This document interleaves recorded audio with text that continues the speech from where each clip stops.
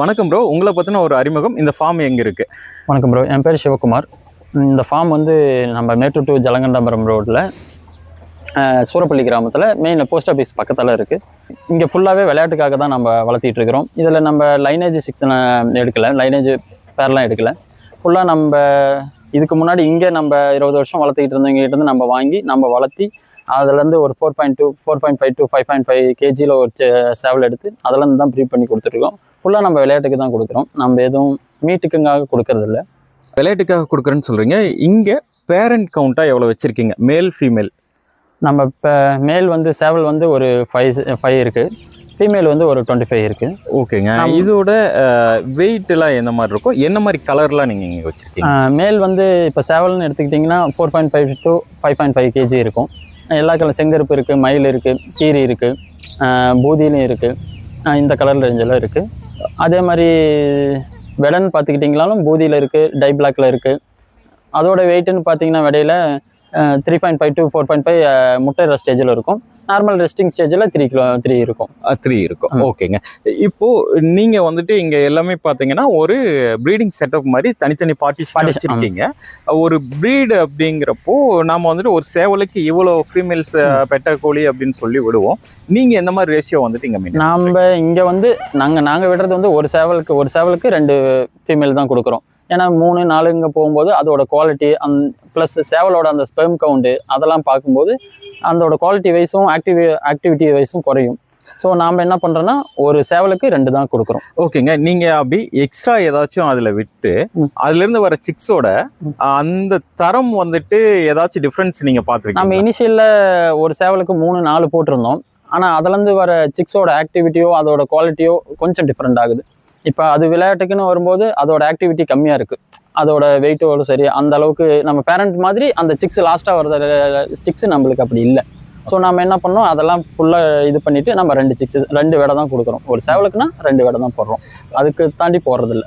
ஓகேங்க. இப்போது ஒரு பேரண்ட் வந்து சூஸ் பண்ணுறீங்க, இது செலக்டிவாக நீங்கள் எதெல்லாம் பார்த்து வந்துட்டு இந்த சேவலுக்கு இந்த கோழி வந்துட்டு மேட் பண்ணலாம் அப்படிங்கிறதுல பார்த்தீங்கன்னா செலக்டிவாக நீங்கள் ஏதாச்சும் பண்ணுறீங்களா?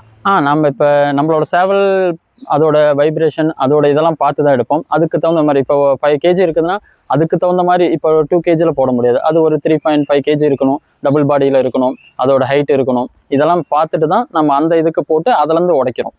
இப்போ அதுலேருந்து வர சிக்ஸ் தான் நம்மளுக்கு குவாலிட்டியாகவும் இருக்கும், ஆக்டிவாகவும் இருக்கும். ஸோ அதெல்லாம் நம்ம செக் பண்ணிட்டு தான் நம்ம அதுக்கு போடுறோம். ஓகேங்க. இப்போ வந்துட்டு ஒரு சேவல் வந்துட்டு ப்ரீடுக்கு ஒரு மேல் 2 ஃபீமேல் உள்ள வச்சுட்டீங்க.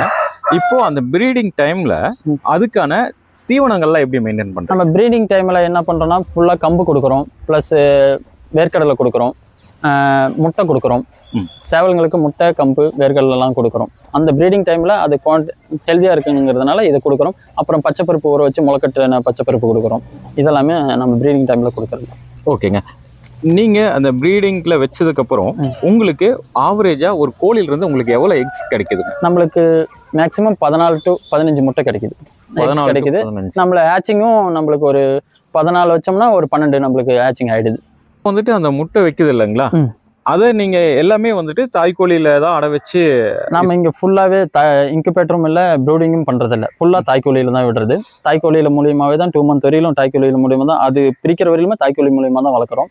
அதுக்கப்புறம் 2 monthக்கு அப்புறம் தாய்க்கோழி பிரிச்சுட்டு அது நார்மல் எப்பயும் போல் நேச்சரில் தான் இருக்கும். நம்ம எதுவுமே அடைச்சி வைக்கிறது இல்லை, ப்ரூடிங் பண்ணுறதில்ல. ஓகேங்க. இப்போ நீங்கள் தாய்க்கோழியில் அடை வச்சு குஞ்சு பொரிச்சதுக்கப்புறம் அந்த 2 மாதத்துக்கு அதுக்கு எந்த மாதிரி தீவனங்கள் அந்த சிக்ஸ்க்கு வந்துட்டு கொடுக்குறீங்க? அதுக்கப்புறம் அதுக்கு ஏதாச்சும் மெடிசன் பண்ணுறீங்க? மெடிசன் அதாவது நம்ம தடுப்பூசிகள் கொடுக்குறோன்னா அதுக்கப்புறம் நீங்கள் பொரிச்சதுல ஒரு 10 to 12 உங்களுக்கு பொரிக்குதுன்னா அந்த 2 மாதத்துக்கு எவ்வளோ குவான்டிட்டி வந்து சிக்ஸை வந்துட்டு காப்பாற்றி உங்களால் கொண்டு வர முடியுது? இப்போ நம்ம ஒன்ஸ் தாய்க்கோழிலேருந்து இப்போ நம்ம சிக்ஸை எடுத்துட்டோம்னா அதுக்கான வேக்சின் நம்ம எப்பயும் போல் FBD, லசோட்டா அந்த 30 நாளைக்குள்ளே இருக்கிற வேக்சினை நம்ம கண்டினியூவாக ஃபாலோ பண்ணிடுவோம். 3 monthக்கு அப்புறம் நம்ம பவுல் பேக்ஸ் இன்ஜெக்ஷன் போட்டுருவோம். அப்புறம் நம்ம டிவார்மிங் பண்ணிவிடுவோம். நம்ம இப்போ 14 சிக்ஸ் நம்ம தாய்க்கோழி மூலியமாக வளர்க்குறதுனால நிறைய ப்ராப்ளம் இருக்குது. ஒன்று தாய்க்கோழியை மிதித்து அதில் லாஸ் ஆகிறது இருக்குது. இது நம்ம காட்டு சைடு இருக்கிறதுனால கீரி அதிகமாக இருக்குது, அதில் பிடிக்கிறது எல்லாம். இப்போ போனால் ஒரு 12 சிக்ஸ் இருக்குதுன்னா நம்மளுக்கு இந்த தாய்க்கோழி மூலம் இந்த வெயில் டைம்லாம் அம்மா வர சான்ஸ் இருக்குது. இந்த கீரி பிடிக்கிறது இதெல்லாம் போக லாஸ்ட்டாக நம்மளுக்கு ஒரு 7 6 சிக்ஸ் லாஸ்ட்டாக நிற்கும். 7-6 இருக்கும். லாஸ்ட் நிறைய இருக்கும். ஓகே, அதுக்கு தீவனம் என்ன மாதிரி? தீவனம் நம்ம எஸ்கேம் பிரீடர் தான் யூஸ் பண்ணுறோம். சிக்ஸ் ஒரு 2 மந்த் வரையிலும் நம்ம தீவனம் ஸ்டார்டர் யூஸ் பண்ணுறோம். ஓகே, அதுக்கப்புறம் நம்ம நார்மல் கம்பு மக்காச்சோளம் அந்த மாதிரி கொடுத்துறோம். நேச்சரில் இருக்குது. ஓகே, 6க்கு வந்துட்டு நீங்கள் அந்த 2 மந்த் அப்போ நீங்கள் அந்த கம்பு மக்காச்சோளம் உடச்சி கொடுக்குறீங்களா இல்லை முழுசாவே அப்படியே கொடுக்க ஆரம்பிச்சிட்டீங்களா? 2 மந்த்துக்கு அப்புறம் மக்காச்சோளம் உடச்சி கொடுப்போம். கம்பு அப்படியே தான் முழுசாவே முழுசா. அதோட டைஜஷன் எப்படி இருக்குங்க? நம்ம கம்பு வந்து வெளியிலேருந்து வாங்குறதுனால, கம்பு மக்காச்சோளம் வாங்குறதுனால அதில் ஏதாவது மருந்து அடிச்சிருப்பாங்க அந்த பூச்சி வராமல் இருக்கிறதுக்கு. நம்ம என்ன பண்ணுவோம், மார்னிங்கே கம்பு மக்காச்சோளத்தை ஊற வச்சு கழுவிட்டு ஊற வச்சிருவோம். ஊற வச்சு கொடுக்கும்போது உங்களுக்கு என்னென்னா, நீங்கள் ராவாக கொடுக்கும்போது அது உள்ளே போய் அந்த டைஜஷன் ஸ்டார்ட் ஆகிறதுக்கு கொஞ்சம் டைம் ஆகும். அதுவே நம்ம ஊற வச்சுட்டு மார்னிங் ஊற வச்சுட்டு நம்ம ஆஃப்டர்நூன் தான் நம்ம கோழிங்களுக்கு கொடுக்குறோம். அப்போ அந்த டைஜஷனுங்கிறது ஈஸியாக கொஞ்சம் ஸ்டார்ட் ஆக ஆரம்பிக்கும். இப்போ நீங்கள் ட்ரையாக கொடுக்கும்போது அது உள்ளே போயிட்டு அது ஆக்டிவ் ஆகிறதுக்கு டைம் ஆகும். நம்ம இதை ஊற வச்சுட்டு கொடுக்கும்போது கொஞ்சம் ஈஸியாக டைஜஷன் ஆகும். அதுக்காக ப்ளஸ் நம்ம வாரத்தில் ஒரு நாள் லிவர் டானிக் யூஸ் பண்ணோம். லிவர் டானிக் கொடுக்குறோம், வைம்ரால் கொடுக்குறோம், கால்சியம் டானிக் கொடுக்குறோம்.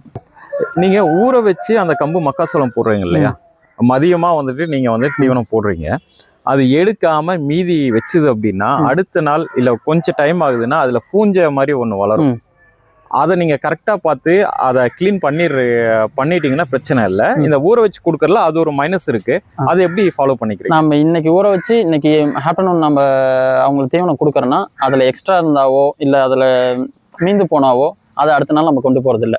அதை நம்ம டிஸ்கார்ட் தான் பண்ணுறோம். வெளியே கொட்டிட்டு மறுபடியும் மார்னிங் க்ளீன் பண்ணிவிட்டு சுத்தமாக எல்லாத்தையும் க்ளீன் பண்ணிவிட்டு மறுபடியும் ஃபஸ்ட்டு தான் புதுசாக தான் கொடுக்குறோம். எதையுமே நம்ம பழசு கொடுக்குறதில்ல. அப்போது நம்ம ஒரு கோழி பண்ணை வச்சுருக்கோம் அப்படின்னா கண்டிப்பாக நோய் தாக்கம் வந்துட்டு இருக்கும்.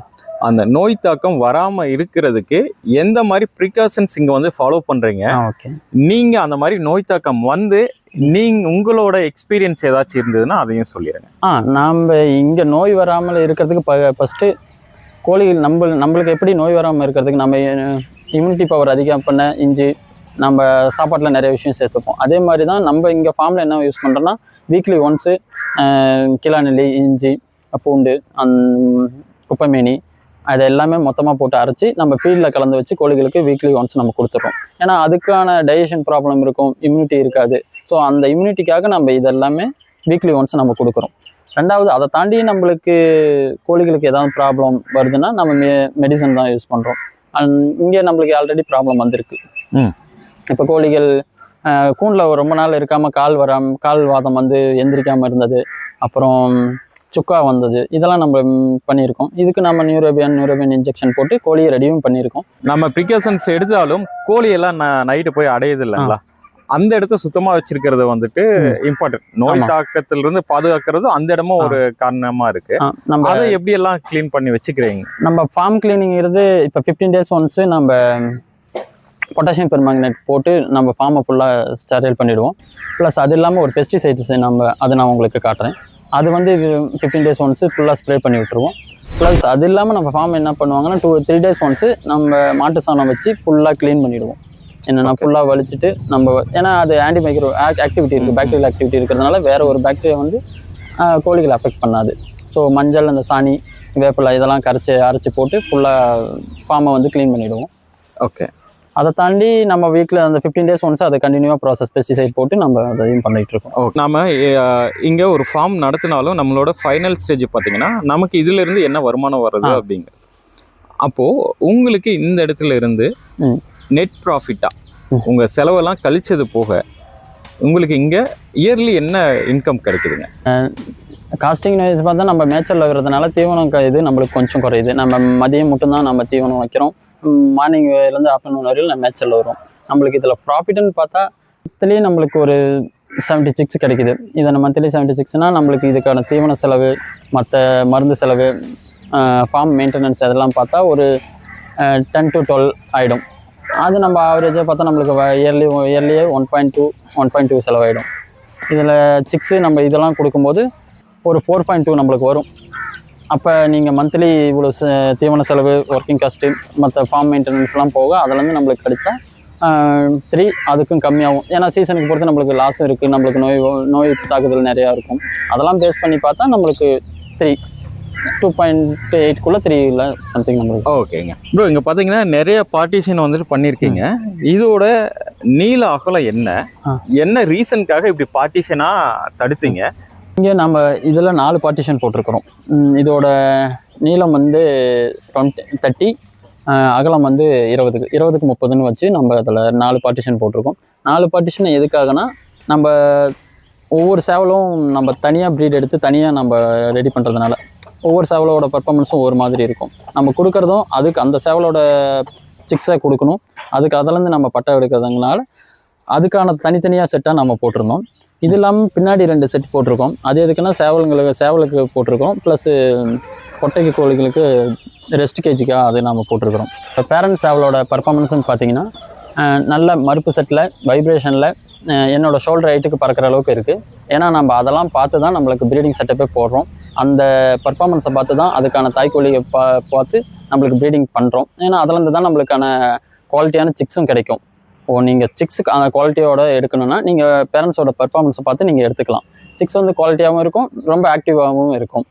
அப்படி உங்களுக்கு பேரண்ட்ஸோட பர்ஃபார்மன்ஸ் பார்க்கணுன்னா நம்மளோட இன்ஸ்டாகிராம் ஐடி சிவா பெருவிடை ஃபார்மில் நீங்கள் கமெண்ட் பண்ணிங்கன்னா உங்களோட பேரண்ட்ஸோட பர்ஃபார்மன்ஸ் வீடியோ நம்ம ஆட் பண்ணுறோம். நீங்கள் அந்த பர்ஃபார்மன்ஸை பார்த்துட்டு கூட நீங்கள் சிக்ஸ் எடுத்துக்கலாம். ப்ரோ, நீங்கள் சிக்ஸ் மட்டும் கொடுக்குறேன்னு சொல்லியிருந்தீங்க. நீங்கள் பட்டாவும் இங்கே வந்து சேல் பண்ணுறீங்களா, வெறும் சிக்ஸ் மட்டும் தான் கொடுப்பீங்களா? நம்ம இவ்வளோ நாள் சிக்ஸாக தான் கொடுத்துக்கிட்டு இருந்தோம். நிறைய பேர் நம்மக்கிட்ட என்ன பட்டா வேணும்னு கேட்டிருக்காங்க. இங்கே லோக்கல்லையும் கேட்குறாங்க, சுற்றி இருக்கிறவங்களும் நம்மளுக்கு பட்டா வேணும்னு கேட்டிருந்ததுனால நம்ம இப்போ கொஞ்சம் சிக்ஸை ஸ்டாப் பண்ணிவிட்டு நம்ம பட்டாவுக்காக ஒரு 2 பேட்ச் நிறுத்தியிருக்கிறோம். பட்டா ரெடி பண்ணுறதுக்காக நம்ம பட்டாவும் சேல் பண்ணுறோம். ஓகேங்க, அதோட ரேட்டில் எப்படிங்க? அந்த பர்ஃபார்மன்ஸ் பொறுத்து தான் நீங்கள் வந்து ரேட் செட் பண்ண போகிறீங்க இல்லையா? பட்டாவோட ப்ரைஸ் வந்து ஃபிக்ஸட்லாம் இல்லை. ஏன்னா ஒவ்வொன்றும் ஒவ்வொரு பர்ஃபார்மன்ஸில் இருக்கும். நீங்கள் பர்ஃபார்மன்ஸை பார்த்துட்டு கூட அதை நம்ம ரேட் ஃபிக்ஸ் பண்ணுறோம். நீங்கள் பர்ஃபார்மன்ஸை பார்த்துட்டு அந்த ரேட் அவங்களுக்கு ஓகேனா கூட நீங்கள் எடுத்துக்கலாம். ஓகேங்க ப்ரோ, இப்போது நம்ம சிக்ஸோ இல்லை பட்டாவோ வாங்கணும் அப்படின்னு முடிவு பண்ணால் அவங்க வந்து புக் பண்ணணுங்களா, இல்லை நார்மலாக எப்பயும் போல் கால் பண்ணி அவைலபிள் இருந்தால் எடுத்துக்கலாங்களா? நம்மக்கிட்ட அவைலபிள் இருக்கும். மேக்ஸிமம் நம்மளுக்கு ப்ரீ புக்கிங் பண்ணிக்கிட்டால் ஓகே. நீங்கள் பட்டாவோ சிக்ஸோ எடுக்கிற மாதிரி இருந்தால் நீங்கள் நேராகவே வந்து பேரண்ட்டை பார்த்துட்டு நீங்கள் எடுத்துக்கலாம். உங்களால் வர முடியாத இதற்கு நீங்கள் வீடியோ நீங்கள் பேரண்ட்டோட வீடியோ இருந்தால் அதை பார்த்துட்டு நீங்கள் சிக்ஸ் எடுத்துக்கலாம். நீங்கள் ப்ரீ புக்கிங் பண்ணுறது கொஞ்சம் எங்களுக்கு கொஞ்சம் இதாக இருக்கும். நீங்கள் உடனே கேட்கும்போது எங்களால் தர முடியாது. இதே முன்னாடி ஒரு 45 டேஸ்க்கு முன்னாடி பண்ணால் நாங்கள் அதுக்கான உங்களுக்கு தகுந்த பேரண்ட்டோட எந்த பேரண்ட் வேணுமோ அதோட பேட்சை நம்ம தனியாக எடுத்து வச்சுருக்கோம். அதை நீங்கள் வாங்கிக்கலாம். ஓகேங்க, டிரான்ஸ்போர்ட் நீங்கள் பண்ணி கொடுக்குறீங்க? நம்ம தமிழ்நாடு ஃபுல்லாக டிரான்ஸ்போர்ட் பண்ணுறோம் ப்ரோ. ப்ளஸ் நம்ம இந்த பெங்களூர் சைடு அதுக்கும் பண்ணுறோம். ஓகே, நியர்பை ஸ்டேட்டுக்கும் நியர்பை ஸ்டேட்டும் பண்ணிடுறீங்க ப்ரோ. இப்போ நீங்கள் எக்ஸ் எல்லாம் பார்த்தீங்கன்னா தாய்க்கோழியில் வச்சு தான் பொறிக்க வைக்கிறீங்க. அதே மாதிரி ப்ரூடிங் செட்டப்பும் இல்லாமல் அதுக்கு உண்டான ஹீட் இது எல்லாமே தாய்க்கோழி வழியாகவே கிடைக்கணுங்கிற மாதிரி நீங்கள் இங்கே வந்து மெயின்டைன் பண்ணுறீங்க. எதனால நீங்கள் தாய்க்கோழிலேயே பொறிச்சாலும் அதை ப்ரூடிங் செட்டப்போ கொண்டு போகாமல் தாய்க்கோழியில் மட்டுமே கடைசி வரல வச்சு பிரிக்கிறீங்க? ஏன் தாய்க்கோழி மூலியமா வளர்த்துறோம்னா நம்ம ப்ரூடிங் போடுறதில்ல, அதே மாதிரி இன்குபேட்டர் யூஸ் பண்ணுறதில்ல. நம்ம ஒன்லி தாய்க்கோழி மூலியமாக தான் ஹேச்சிங்கும் பண்ணுறோம். என்ன சொல்கிறது, அவன் வைக்கிறது ப்ளஸ் ஹேச்சிங் பண்ணுறது வளர்த்துறது ஃபுல்லாக 2 month வரையிலுமே தாய்க்கோழி மூலியமாக தான். எதனாலனா நான் என் எக்ஸ்பீரியன்ஸ் வைஸ், நான் இப்போ இவ்வளோ நாள் ஃபார்ம் வச்சிருந்த என் எக்ஸ்பீரியன்ஸ் வைஸ்னா நம்மளோட ஃப்ரெண்ட் எல்லாமே ப்ரூடிங்லேருந்து பண்ணின சிக்ஸ் எடுத்துகிட்டு வந்திருக்காங்க. ப்ரூடிங் சிக்ஸுக்கும் நீங்கள் தாய்க்கோழி சிக்ஸுக்கும் டிஃப்ரென்ஸ் என்னென்னா, நீங்கள் 2 month சிக்ஸை நம்ம தாய்க்கோழி மூலியம் வளர்க்குற சிக்ஸை நீங்கள் ஈஸியாக உங்களால் பிடிக்க முடியாது. நீங்கள் அதை பிடிக்கிறதுக்குன்னா நீங்கள் அதை அடைஞ்சால் மட்டும்தான் பிடிக்க முடியும். ஆனால் நீங்கள் ப்ரூடிங்லேருந்து வாங்கிட்டு வர சிக்ஸு நீங்கள் எங்கே நின்னாலும் அப்படியே நிற்கும். நீங்கள் எடுத்து கையில் நிற்கலாம், ஈஸியாக ஹேண்டில் பிடிச்சி நீங்கள் ஹேண்டில் பண்ணலாம். ஆனால் அந்த ஆக்டிவ் இருக்காது. ரெண்டுக்கும் டிஃப்ரென்ஸ். அந்த ஒரு ஆக்டிவிட்டி தாய்க்கோழியிலேருந்து இருக்கிறதுக்கும் ப்ரூடிங்லேருந்து இருக்கிறதுக்கும் ஆக்டிவிட்டி ரொம்ப டிஃப்ரென்ஸ் ஆனதுனால தான் நம்ம ஃபுல்லாக தாய்க்கோழி மூலியமாகவே நம்ம போயிட்டோம். ஏன்னா நம்ம கொடுக்குற சிக்ஸ் ரொம்ப ஆக்டிவாக இருக்கணும், பர்ஃபார்மன்ஸ் வைஸ் நல்லா இருக்கணுங்கிறதுனால தான் நம்ம தாய்க்கோழி மூலியமாகவே ஹேச்சிங் பண்ணிகிட்ருக்கோம். ஓகேங்க ப்ரோ, ஃபைனலாக நீங்கள் சிக்ஸ் என்ன ரேட்டுக்கு கொடுக்குறீங்க? 2 month சிக்ஸாக தான் கொடுத்துட்ருக்கோம். டே ஓல்டு சிக்ஸாகவும் கொடுக்குறோம். நம்ம 2 month சிக்ஸ் வந்து நம்ம சிக்ஸ் வந்து 500க்கு கொடுத்துட்ருக்கோம். சிக்ஸை எடுக்கிறவங்க முன்னாடியே ப்ரீ புக்கிங் பண்ணிக்கலாம். நீங்கள் பேரண்ட்டோட பர்ஃபார்மன்ஸை பார்த்துட்டும் ப்ரீ புக்கிங் பண்ணிக்கலாம். நீங்கள் நேராக வந்து ஃபார்மில் விசிட் பண்ணிவிட்டும் நீங்கள் பேரண்ட்ஸை பார்த்துட்டு நீங்கள் சிக்ஸ் எடுத்துக்கலாம். இவ்வளோ நேரம் நான் எங்கள் கூட டைம் ஸ்பெண்ட் பண்ணதுக்கு ரொம்ப நன்றி. ரொம்ப நன்றி ப்ரோ. தேங்க்யூ.